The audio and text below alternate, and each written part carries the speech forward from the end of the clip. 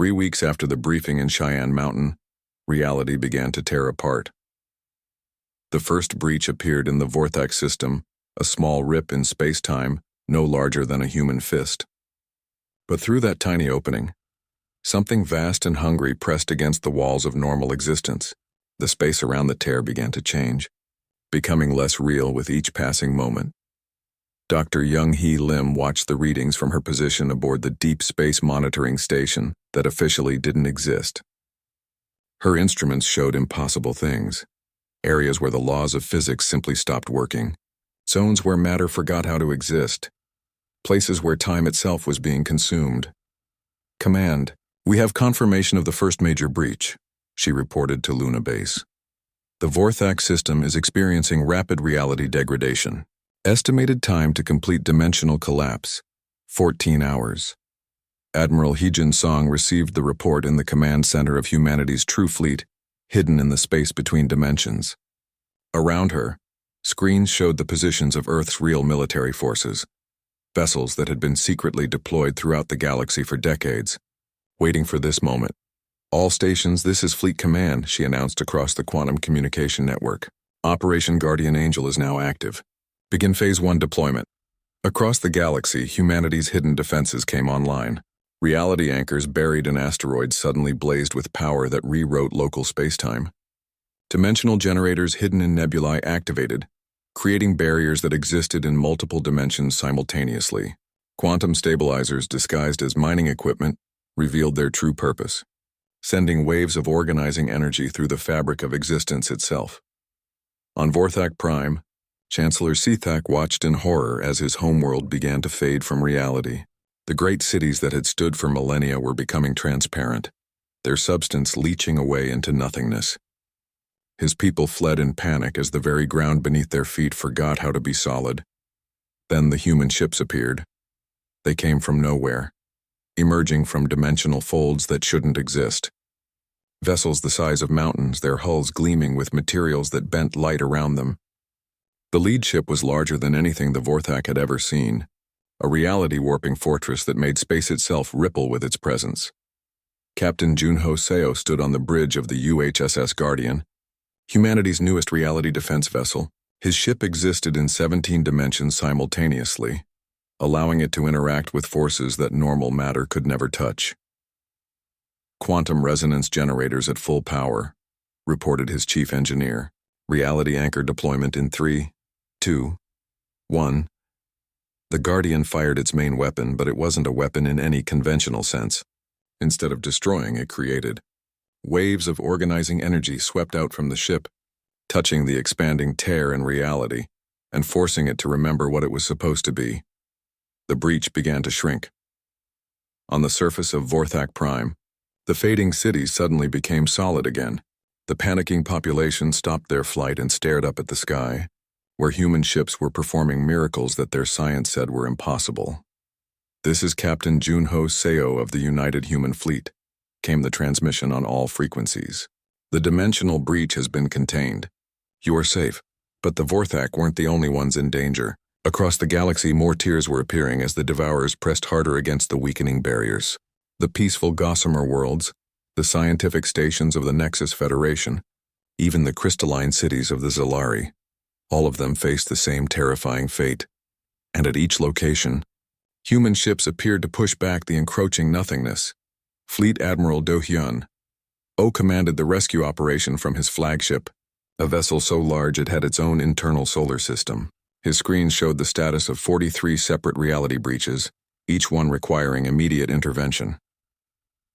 "Deployment Group 7, proceed to the Mantid Collective Homeworld," he ordered.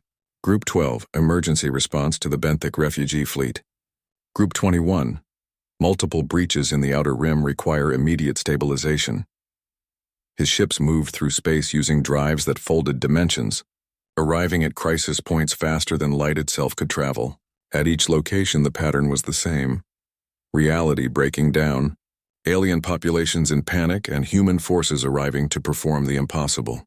On Earth, President Mi Kyung-yoon addressed the emergency session of the Global Defense Council. The faces on the screens showed the strain of coordinating the largest military operation in human History. Status report. She requested 68 reality breaches. Contained and stabilized, reported Admiral Song. 37 alien worlds evacuated to dimensional safe zones. 0 human casualties so far. Resistance? Minimal. Most species are too shocked to interfere. A few are demanding explanations, but they're not in any position to make demands. Mi-kyung nodded. The galaxy was learning the truth about humanity, but not in the way anyone had expected. Instead of conquest or domination, they were seeing protection and sacrifice. On the bridge of the Draconian flagship World Eater, now floating in a pocket dimension created for their safety, War Master Krextar watched the battle for reality itself, through dimensional viewers that shouldn't exist. His species, the galaxy's greatest conquerors, had been saved by the very people they had planned to destroy. "Commander," he said to his second-in-command, "prepare a message for transmission to the human fleet." "Sir, the Draconian hegemony hereby swears eternal allegiance to the United Human Defense Force. We have been humbled by their mercy." It was a statement that would have been unthinkable just weeks before. The proudest warriors in the galaxy, bowing before a species they had dismissed as primitive. But pride meant nothing when reality itself was under attack. The battle continued for 6 days and nights. At its peak, human ships were engaged at over 200 different locations simultaneously, their reality-warping weapons holding back forces that existed outside normal space-time. Dr. Sojin Park coordinated the scientific response from Research Station Omega, her instruments tracking the ebb and flow of dimensional stability across the local galactic cluster. The Devourers were learning, adapting their attacks to probe for weaknesses in humanity's defenses. "They're trying to create a resonance cascade," she reported to Fleet Command. "If they can synchronize enough breaches, they might be able to overwhelm our anchor network. Recommendations? We need to go on the offensive. Stop reacting and start preventing, Admiral." Song authorized the deployment of humanity's most closely guarded secret, weapons that could reach across dimensional barriers and strike at the Devourers in their native realm. Ships equipped with reality bombs that could erase entire sections of hostile spacetime. The counterattack began at 0347 hours, Galactic Standard Time. Human vessels that existed in negative space fired weapons that traveled backwards through time, striking at the Devourers before they could fully manifest in normal reality. The battle was fought in dimensions that had no names, using mathematics that would drive normal minds insane. But humanity won. One by one, the reality tears sealed themselves. The Devourers' assault broke against defenses that had been centuries in the making.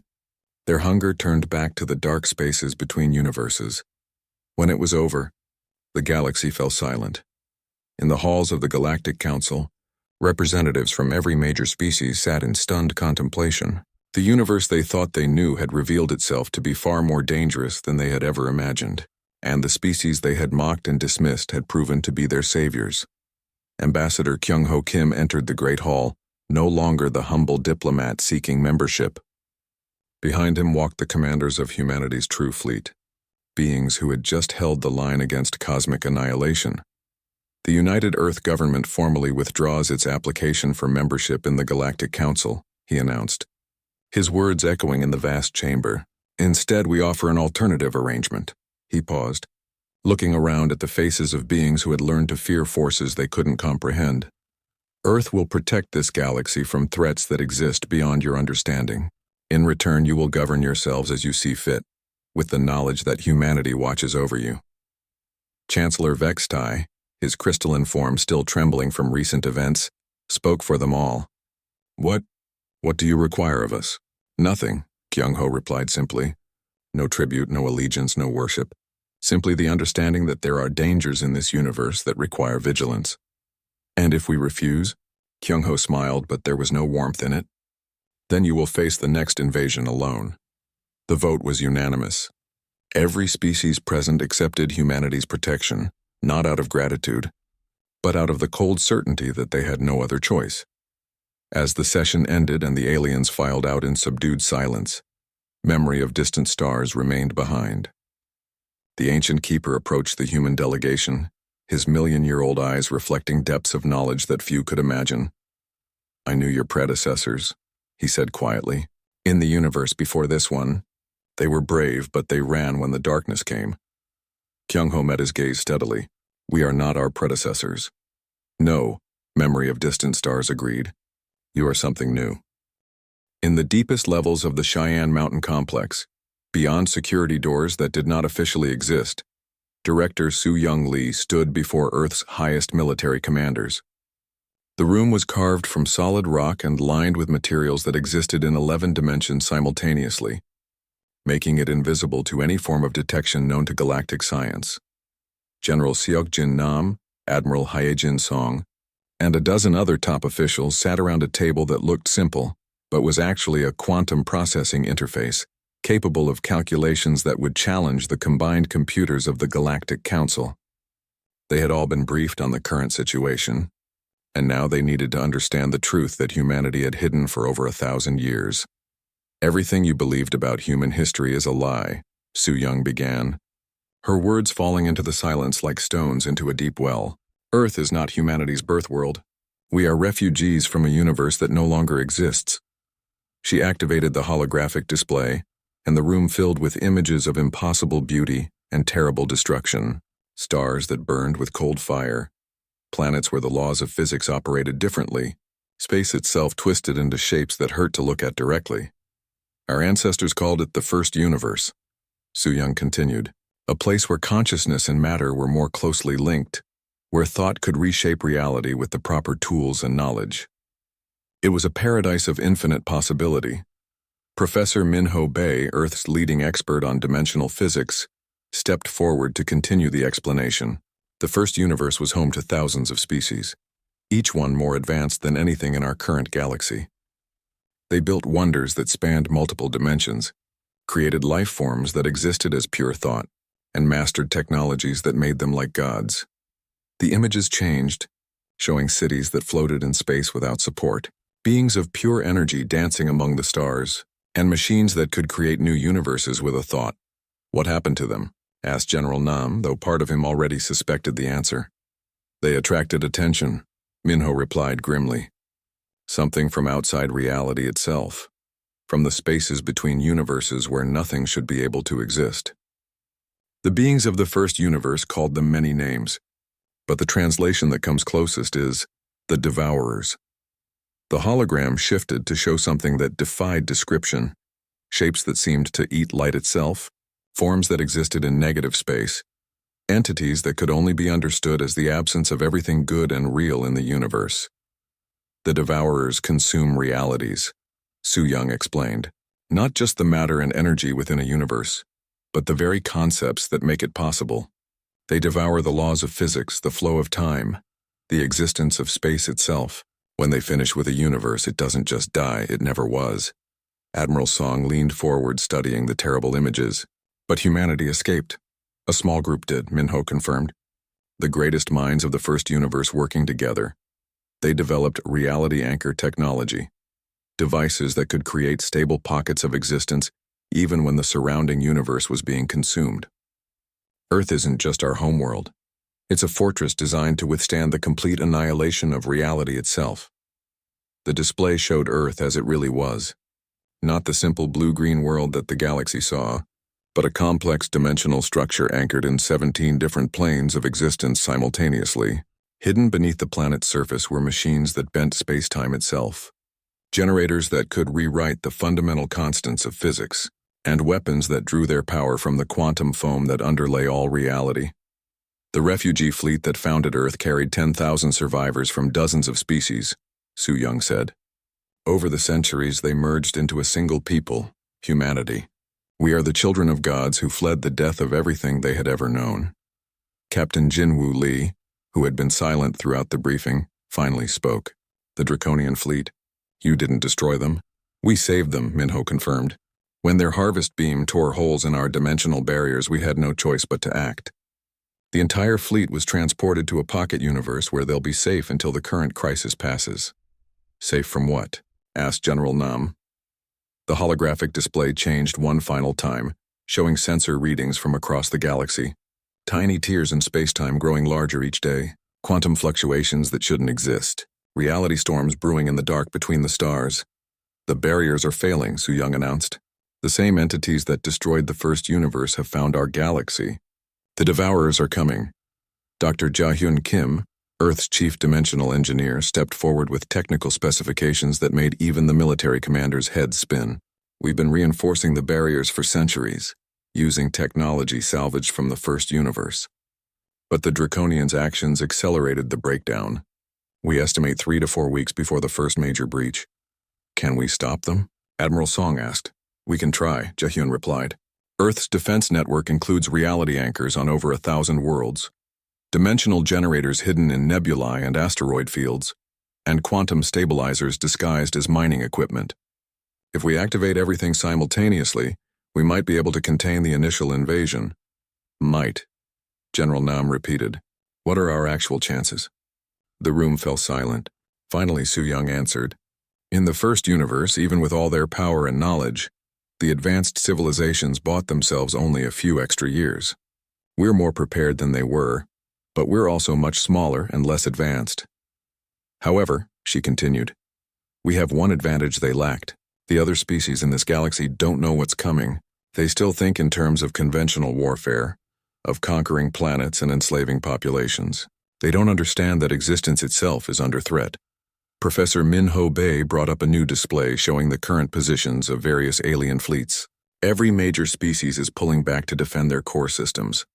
They're fortifying planets, building bigger weapons, preparing for a war they can't comprehend. Which means, Admiral Song realized, they won't interfere when we activate the defense network. Exactly.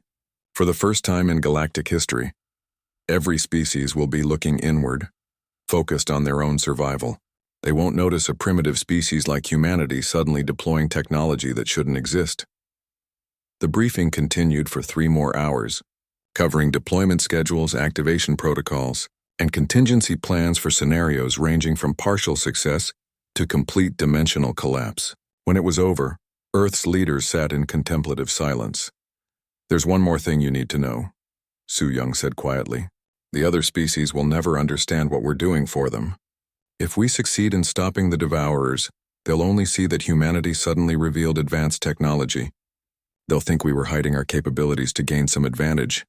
Let them think that, General Nam said firmly. We're not doing this for gratitude. Some of them will want to take our technology, Admiral Song warned. When they realize what we're capable of, they'll see us as a threat to their own power. Then they'll learn the same lesson the Draconians learned, Captain Lee replied. Earth protects itself. Director Su-Young Lee stood and moved to the massive window that looked out over the hidden command center. Thousands of technicians worked at stations that controlled humanity's true fleet, ships that dwarf even the largest Draconian vessels, powered by the fundamental forces of creation itself. Our ancestors ran from the Devourers, she said. They fled across the void between universes and found safety in a smaller, simpler reality. But running only bought them time. She turned back to face the assembled commanders. Today we stop running. Today humanity takes its stand against the dark between the stars. The meeting ended and Earth's leaders dispersed to their various commands. In a few days they would reveal humanity's true nature to a galaxy that was not prepared to understand it. The primitive species that had been laughed at and dismissed would become the defenders of reality itself, whether the galaxy wanted their protection or not. The emergency session of the Galactic Council convened 3 days after the impossible vanishing. The great hall that had once echoed with laughter at Earth's expense now trembled with fear and confusion. Representatives from every major species had arrived, their faces showing the strain of a universe that no longer made sense. Chancellor Vexitai of the Hegemonic Assembly floated at the center of the chamber, his crystalline form pulsing with agitated energy. We are gathered here to address the complete disappearance of the Draconian fleet at SciFiPrime, he announced, his voice carrying across the silent hall. 10,000 ships and 12 million Draconians have vanished without explanation. The word vanished sent ripples of unease through the assembled delegates. In a galaxy where technology could track particles across light years and sensors could detect the quantum echoes of events that happened eons ago, nothing simply vanished. Dr. Yunmi Choi stepped forward from the small human delegation. She wore the simple white coat of a xenobiologist and carried only a basic sensor kit and data pad. To the watching aliens, she looked harmless, just Another primitive human trying to understand forces beyond her comprehension. They could not have been more wrong. The United Earth government has deployed a research vessel to study the unusual quantum phenomena in the Marathi system, she announced formally. We request permission to share our preliminary findings with the Council. Several delegates made sounds of derision. What could humans possibly discover that the galaxy's most advanced species had missed? But Chancellor Vexatai was desperate for any information, no matter the source. Permission granted, he said. Present your data. Unmi activated her datapad, and holographic displays filled the air above the council chamber. The readings showed quantum field fluctuations, dimensional stability measurements, and temporal resonance patterns from the moment of the fleet's disappearance. Our sensors detected a brief spike in exotic matter just before the vanishing, she explained, pointing to a specific data cluster. The readings suggest a massive gravitational anomaly, but lasting for only 0.003 seconds. The assembled scientists leaned forward to study the data. It was primitive by their standards, collected with sensors that were centuries behind the galactic state-of-the-art. But it showed something that their more advanced instruments had somehow missed. Commander, Texai of the Vorthak Confederacy spoke first. Your readings show gravitational distortion, but our deep space sensors detected no such anomaly. How do you explain this discrepancy? Unmi smiled slightly. Perhaps our equipment is more sensitive to certain types of exotic matter. Human technology has always been unique. What she did not tell them was that human sensors were designed to detect the specific signatures left by dimensional manipulation technology.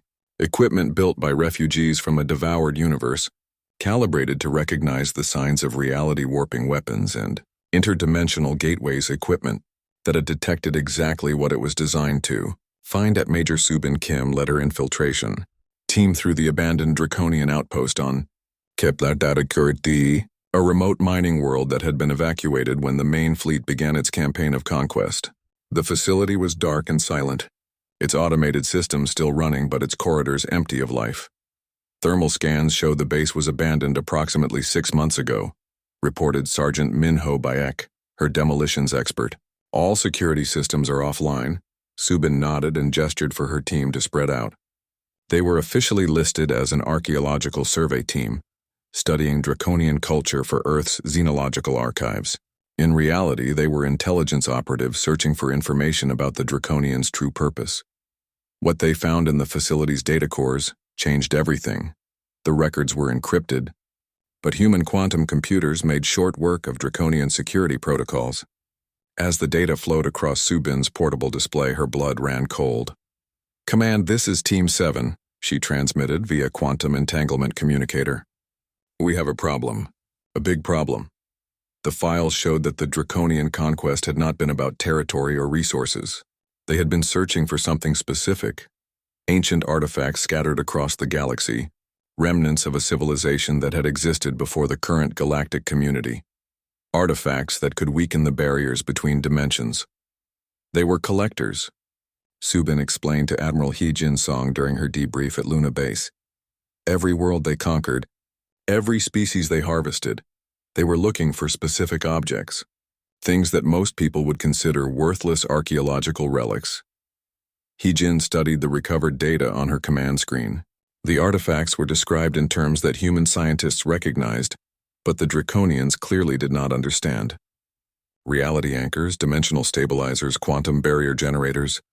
They were dismantling our defenses, she said quietly. Piece by piece, they were taking apart the systems put in place to protect this galaxy. There's more, Subin continued. The data logs mention something called the Awakening. It seems the Draconians believed their actions would summon their gods to this universe. Their gods. Admiral He Jin-song knew exactly what the Draconians had been trying to summon, though they had no idea of the true horror they were courting. The Devourers did not answer prayers. They only consumed. Meanwhile, probe ships from every major species had converged on the Mirathi system, their sensors scanning empty space for any trace of the vanished fleet. The Zalari deployed temporal archaeology equipment, trying to read echoes from the recent past. The Mantids sent quantum resonance detectors, searching for dimensional anomalies. Captain Do-hyun, O watched their efforts from the bridge of his stealth ship, hidden among the system's outer asteroids. His vessel appeared to be nothing more than a small research craft, but its true purpose was to monitor the investigation and ensure that no one discovered the real explanation for the Draconians' disappearance. The Zalari temporal scanners are getting close to the right frequency, reported his sensor officer, Lieutenant Haiwan Li. Their readings show quantum disturbance patterns consistent with our technology. Du-hyun nodded. Prepare interference protocols. Make sure their data gets corrupted before they can analyze it properly. Across the system, Zalari scientists watched in frustration as their most sensitive equipment began producing contradictory readings. Every scan showed different results, as if reality itself could not decide what had happened in this place. On the surface of SciFiPrime, the crystal cities began to sing again. But this time it was not a death song. The Marathi people had survived the impossible, and their voices rose in harmonies of gratitude and wonder. They did not know that their salvation had come at a terrible price. The dimensional barriers that protected their galaxy were weaker now, stressed by the very act that had saved them. And in the spaces between dimensions, ancient hungers were beginning to stir. Dr. Yoon Seo-han monitored the situation from Research Station Omega, her instruments tracking the slow degradation of space-time stability across the local galactic cluster. Each probe ship that arrived in the Marathi system, each sensor sweep that tried to solve the mystery of the vanished fleet, caused tiny fluctuations in the dimensional matrix. Individually, the fluctuations were harmless. Together, they were creating resonance patterns that would eventually tear holes in reality itself. We have perhaps 6 weeks before the first major breach, she reported to Earth Command. After that, containment becomes impossible. 6 weeks to prepare for an invasion from outside reality. 6 weeks before the galaxy would learn that the Draconian fleet had been the least of their problems. The investigation continued, with every species applying their most advanced science to solve the mystery. None of them suspected that the answer they sought would destroy them all. In the depths of the Cheyenne Mountain complex, Director Soo-Young Lee stood before a massive holographic display showing the status of reality anchor stations throughout the galaxy. Most of the indicators glowed steady green, but a growing number were flashing yellow warnings. The barriers were failing, just as they had in humanity's original universe. But this time, Earth was ready. This time, humanity would not run. They would fight for every life, protect every world, and hold the line against the dark between the stars. Even if those they protected never learned who had saved them. The Draconian armada emerged from hyperspace like a dark storm cloud blotting out the stars. 10,000 warships arranged in perfect battle formation, their hulls gleaming with the deadly beauty of weapons that could crack planets in half. At the center of the fleet, the massive flagship World Eater pulsed with energy that made space itself ripple around it. War Master Krekstar stood on the bridge of his flagship, his scaled hands clasped behind his back as he gazed at the peaceful world of SciFiPrime. The planet glowed like a blue-green jewel against the void, its crystal cities catching and reflecting the light of its twin suns. A beautiful world, he said to his second-in-command. It will make an excellent final demonstration before we claim Earth. The Marathi had known this day would come. For weeks they had watched their neighbors vanish one by one, entire civilizations erased by the advancing Draconian fleets. They had sent desperate messages to the Galactic Council, begging for help that would never arrive. They had tried to evacuate their populations, but their ships were slow and their time had run out. Now they could only wait and hope for a miracle. Dr. Yoon Seo-han floated in the observation deck of Research Station Omega, humanity's most advanced deep space facility. The station was invisible to all known forms of detection, existing in a pocket dimension that touched normal space only when necessary. Around her, quantum sensors recorded every detail of the approaching battle with precision that would have amazed the galaxy's greatest scientists. Energy readings are off the charts, reported her assistant, Dr. Ki Young Park. The Draconian flagship is generating power levels equivalent to a small star. Yoon Seo nodded, her attention focused on a different set of readings. The dimensional barriers around SciFiPrime were already weakening from the massive fleet's presence. Space-time itself was being stressed by the concentration of exotic matter and energy. Quantum stability is down to 60%, she announced to the hidden Earth fleet scattered throughout the system. If they activate their harvest protocol, the local dimensional matrix will collapse completely. On the surface of HFY, the crystal cities began to sing. It was their death song, a harmonious melody that carried across the electromagnetic spectrum. The Marathi had no weapons, no shields, no way to fight back against the approaching destroyers. All they could do was sing their farewell to the universe. The Draconian fleet moved into attack formation. Thousands of ships spread across the system like a net of steel and plasma, their weapons powered up with a sound like thunder, energy discharges that lit up the darkness between worlds. Intelligence Officer Woo-Jin Park monitored the tactical situation from his post aboard the stealth cruiser Invisible Hand. His ship existed in 11 dimensions simultaneously, allowing it to observe events from angles that normal physics said were impossible. Draconian. Tactical patterns match all previous engagements, he reported to Luna Base. They're preparing for a standard harvest operation. Estimated time to completion, 47 minutes. 47 minutes for an entire civilization to die. The first wave of Draconian fighters swept down through HFY's atmosphere, their plasma cannons targeting the planet's few defensive satellites. The small automated platforms offered no meaningful resistance, exploding in brilliant flashes of light that illuminated the crystal cities below. War Master Krextar watched with satisfaction as his forces moved into position. 11 worlds had fallen to his fleets. 11 entire species had been harvested and processed. After HFY, only Earth would remain, and that primitive world would serve as a message to the rest of the galaxy. Submit to Draconian rule, or vanish without a trace. Begin harvest protocol, he commanded. The World Eater's primary weapon began to charge. Reality warping generators came online, devices that could reach across dimensional barriers and extract the very essence of life itself. The weapon had never failed, never been stopped, never even been understood by its victims. Today would be no different, or so Krextar believed. Dr. Yoon Seo Han watched her instruments with growing alarm as the Draconian harvest beam reached full power. The dimensional barriers around the planet were collapsing rapidly, creating tiers in spacetime that led to places where nothing should exist. Quantum stability at 15% and falling, she announced. Dimensional cascade imminent. On HFY, the crystal cities began to crack as reality itself became unstable. The Marathi people huddled in their homes, their death song growing louder and more desperate as the harvest beam reached down from the sky. Then everything changed. It began with a sound that wasn't quite a sound, more like the universe holding its breath. Every instrument on every ship went silent for exactly one heartbeat. In that moment of perfect stillness, something vast and incomprehensible brushed against the edges of normal space.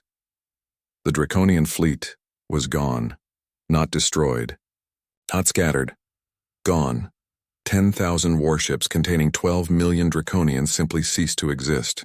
In the space where they had been, there was nothing. Not even the void they had displaced snapped back into perfect, undisturbed emptiness. Woo-Jin Park stared at his instruments in stunned silence. According to every sensor on his ship, the Draconian fleet had never existed at all. The quantum signatures were clean, the dimensional matrices showed no disruption, and the background radiation patterns were exactly what they should be for empty space. Command, this is Invisible Hand, he transmitted to Luna Base, his voice barely steady. The Draconian fleet has... They've vanished completely. No debris, no energy signatures, no quantum echoes. It's as if they were never here. Admiral Haye Jin Song received the report in the command center of Luna Base, where she had been tracking the engagement through multiple sensor networks. The tactical display that had shown 10,000 Draconian ships now showed only empty space around HFY. Confirm that report, she ordered. Confirmed, ma'am. All sensor readings indicate the fleet simply does not exist. The space they occupied shows no signs of ever having been disturbed. On HFY, the Marathi people emerged from their crystal cities in wonder and confusion. Their death song faded to bewildered silence as they stared up at skies that should have been filled with enemy ships. The harvest beam that had been seconds away from erasing their world was gone as if it had never been. Dr. Yoon Seo Han checked her readings one more time, then slowly began to smile. The dimensional cascade had reversed itself completely. The quantum barriers had stabilized, and space-time had returned to its normal configuration. But she knew something the others did not. She knew what had really happened to the Draconian fleet. Across the galaxy, emergency communications networks lit up as every major species tried to understand what they had just witnessed. The Vorthak Confederacy deployed their most advanced scanning technology. The Zalari Collective attempted to read temporal echoes from the event. The Mantid Collective sent probe ships to investigate the area. All of them found the same thing: nothing. The Draconian fleet had not been destroyed. It had not fled to hyperspace. It had not hidden in some unknown dimension. According to every form of detection available to galactic science, the most powerful military force in known space had never existed at all. On Earth, President Mi Kyung-yoon convened an emergency meeting of the Global Defense Council. The room was filled with humanity's highest military and scientific leaders, and for the first time in months, they allowed themselves to smile. Phase 1 is complete, she announced. The galaxy now knows that the Draconians can be stopped. They just don't know how. General Seok Jin Nam pulled up a holographic display showing the reactions of various alien governments. Panic is spreading through every major species. Some are fleeing to the galactic rim, others are trying to build superweapons, and a few have simply given up hope entirely. Good, Mi Kyung said. Fear will make them easier to save when the real threat arrives, because the Draconians had not vanished without a trace. They had been moved, transported to a safe place where they could be contained until the greater danger had passed.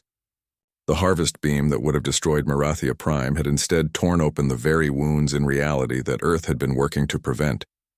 The Devourers were stirring in the spaces between dimensions, drawn by the scent of a universe rich with life. Soon they would begin pressing against the barriers that kept them at bay, and when those barriers failed, everything would depend on humanity's greatest secret.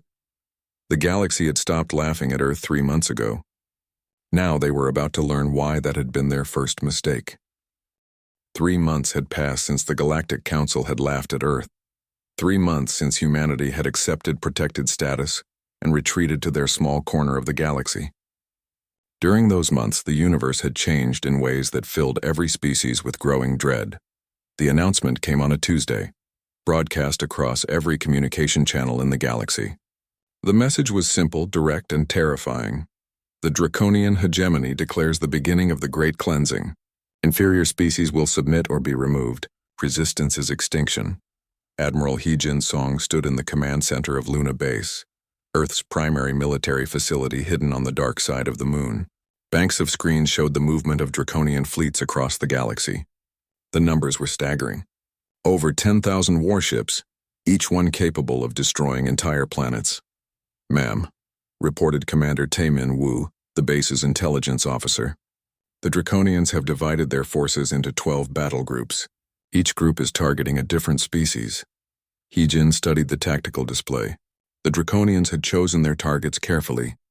The Benthic Collective, peaceful traders who had never built a warship. The Gossamer Commonwealth, artists and philosophers who believed violence was primitive. The Nexus Federation, scientists who thought knowledge could solve any problem. All of them were about to learn how wrong they were. "Any word from the council?" Hee-jin asked. "They've gone silent," Tae-min replied. "Every species is focused on their own survival now. The mutual defense treaties aren't worth the paper they're written on." On the screens, the first battle group reached its target. The benthic homeworld of Aquatica Prime had no planetary defenses. Their entire philosophy was based on the idea that no one would attack a peaceful species. The Draconian fleet arrived in perfect formation, their massive ships blotting out the star. The battle, if it could be called that, lasted 6 minutes. When it was over, Aquatica Prime was gone. Not destroyed, gone. The planet still existed, but every living thing on it had vanished without a trace. The Draconian ships moved on to the next world in the system, leaving behind empty cities and silent oceans. Engineer Tai-Ho Kang worked in the depths of Asteroid Base 7, one of dozens of hidden facilities scattered throughout the outer system. His fingers flew over controls that looked simple but controlled technology, beyond the understanding of most galactic species. Around him, massive machines hummed with barely contained power. "Quantum tunnel drives at 98% efficiency," he reported to his team. "Consciousness transfer matrices are stable. Reality anchor generators are charged and ready. His assistant, Dr. Youngmin Choi, looked up from her own console. The other bases report similar readiness. We can begin deployment at any time. Taeho nodded but didn't smile. The technology they had built could save the galaxy, but first, the galaxy would have to burn. It was the only way to make the other species understand what was really coming. On Gossamer Prime, the second Draconian battle group had arrived. The planet's inhabitants tried to reason with the invaders, broadcasting messages of peace and offers of cultural exchange. The Draconians responded by activating something called a harvest beam. Commander Boram Shin watched the attack from her stealth ship, hidden among the system's outer asteroids. Her ship was officially listed as a simple survey vessel, but it carried sensors that could analyze quantum fluctuations across dimensional barriers. Recording everything, her sensor officer reported. The harvest beam it's not a weapon. It's some kind of extraction device. Extracting what? Boram asked. Unknown. But whatever they're taking, it's not material. The scans show no physical change to the planet, but... He paused, checking his readings. But the quantum signatures are all wrong. It's like something fundamental has been removed. Boram understood. The Draconians weren't just killing people. They were taking something deeper, something that existed at the level of reality itself. She had seen this before in ancient records hidden deep in Earth's archives. The Devourers were coming. Back on Luna Base, Admiral Hai-Jin Song received a priority message from the Outer Rim. The 12th Draconian battle group had reached its final target before turning toward Earth, the peaceful Mirathi homeworld. The Mirathi were one of the oldest species in the galaxy, their crystal cities glowing like jewels across their planet's surface. They had never harmed anyone, never built weapons of war, never even raised their voices in anger. They were everything that was good and beautiful about galactic civilization, which was exactly why the Draconians had chosen them as their final demonstration. Estimated time until they reach Earth? Hai-Jin asked. If they follow the same pattern, they'll finish with SciFiPrime in 72 hours, then begin their approach to our system, Taemin replied. We'll have maybe a week before they arrive. A week to watch the galaxy's most peaceful species be destroyed. A week to let the Draconians believe they had won. A week to prepare for what would be the most important moment in human history. Dr. Sojin Park materialized as a hologram in the command center, transmitted from the Deep Space Research Station where she was monitoring dimensional stability across the local galactic cluster. The barriers are failing faster than we predicted, she reported.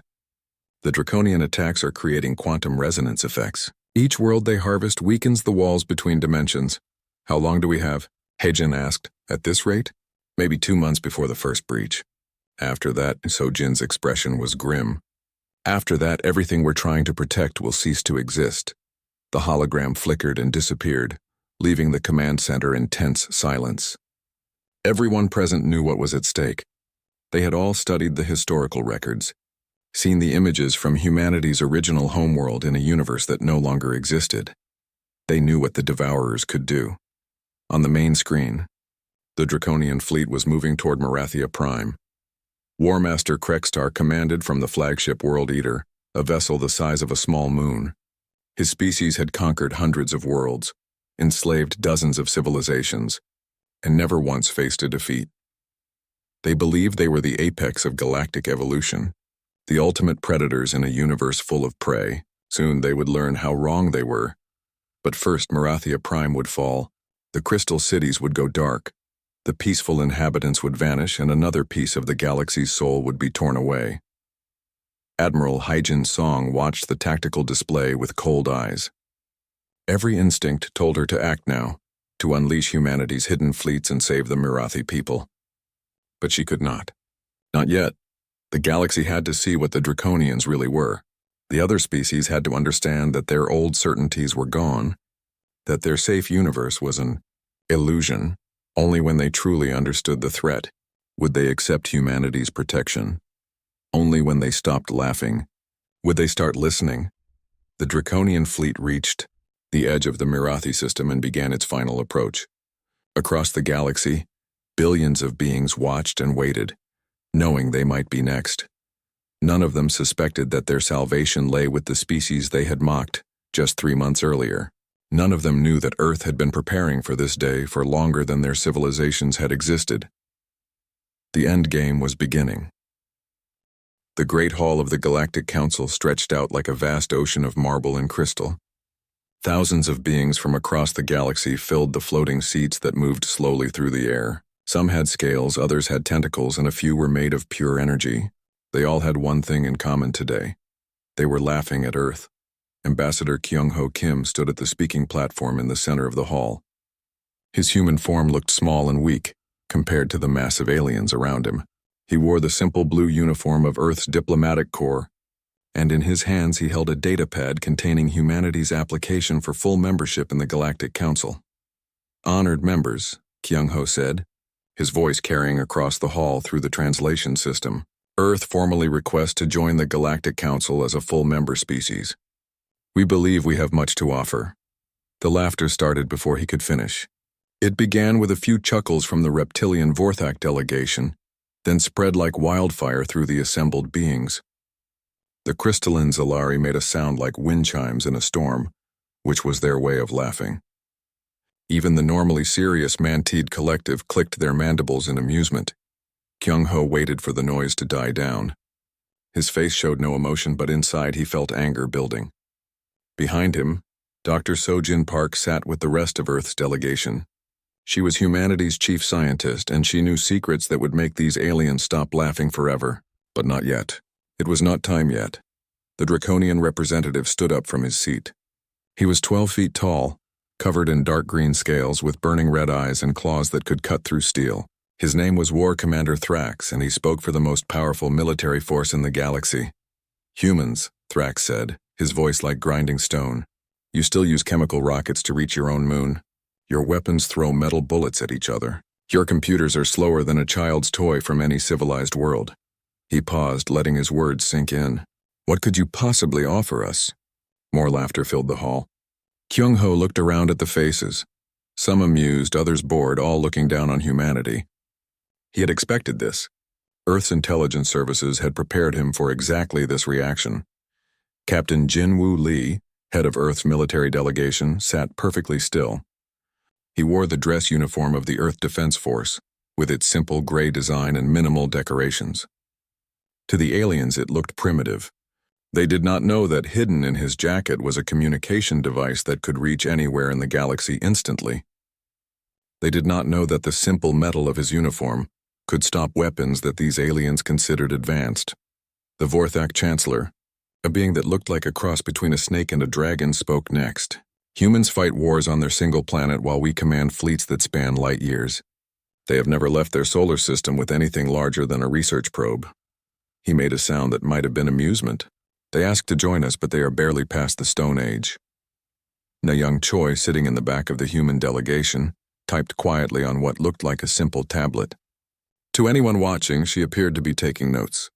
In reality, she was the head of Earth's intelligence network, and she was receiving real-time reports from human agents placed throughout the galaxy. The reports painted a disturbing picture. The Draconians were planning something big, very big. "The Galactic Council recognizes many levels of membership," said the council speaker, a floating orb of blue energy. "Perhaps Earth would be better suited for protected status. We could watch over your development for a few thousand years until you reach a proper level of civilization." Protected status. It was a polite way of saying cosmic zoo. Species with protected status had no rights, no voice in galactic affairs, and no control over their own destiny. It was exactly what Earth's leaders had expected, and exactly what they had planned for. Kyung-ho bowed his head as if in defeat. "The United Earth government accepts the wisdom of the Council. We withdraw our application for membership and accept protected status." The laughter grew louder. Some of the aliens were practically howling with amusement. Humans, admitting they were too primitive to join civilized society. It was the funniest thing many of them had heard in centuries, but not everyone was laughing. In the far corner of the hall, sitting alone, was an observer from the ancient Keeper species. The Keepers were old, older than any other known race, and they rarely spoke at council meetings. This one, whose name was roughly translated as Memory of Distant Stars, watched the human delegation with eyes that held the wisdom of millions of years. Memory of distant stars had seen many species come and go. He had watched empires rise and fall, seen proud races reduced to dust, and witnessed the birth of new civilizations. There was something about these humans that reminded him of another species long ago, a species that had also appeared weak and primitive, until the day they revealed their true nature. That species had saved the galaxy from something terrible. Then they had vanished, leaving behind only legends and empty worlds. As the council session ended and the aliens began to file out, still chuckling about the primitive humans, Memory of Distant Stars made a mental note. He would be watching Earth very carefully from now on. Kyung-ho gathered his delegation and prepared to leave. As they walked toward the exit, Dr. Sojin Park fell into step beside him. "The quantum readings?" he asked quietly in Korean. "Confirmed," she replied in the same language. "The dimensional barriers are weakening. The Draconian expansion is accelerating the process. How long do we have?" 6 months. "Maybe less," Kyung-ho nodded. 6 months to prepare. 6 months before the galaxy would learn what Earth really was, and why humanity had spent centuries hiding among the stars. As they boarded their simple-looking transport ship, Captain Jin-Woo Lee looked back at the council station. To the aliens watching, it looked like a primitive vessel barely capable of interstellar flight. They could not see the reality-bending engines hidden in its core, or the weapons that could unmake matter at the quantum level. They could not detect the shield generators that could protect against forces that would destroy entire planets. The transport pulled away from the station and headed toward Earth. Behind them, the Galactic Council continued its business, never knowing that they had just sealed their own fate. The Draconians were coming, and when they arrived, only one species in the galaxy would be ready for what came after. The laughter had been loud today. Soon it would be replaced by screams. But Earth would be listening. Earth would be ready. And when the time came, Earth would act. The cosmic joke was about to become deadly serious.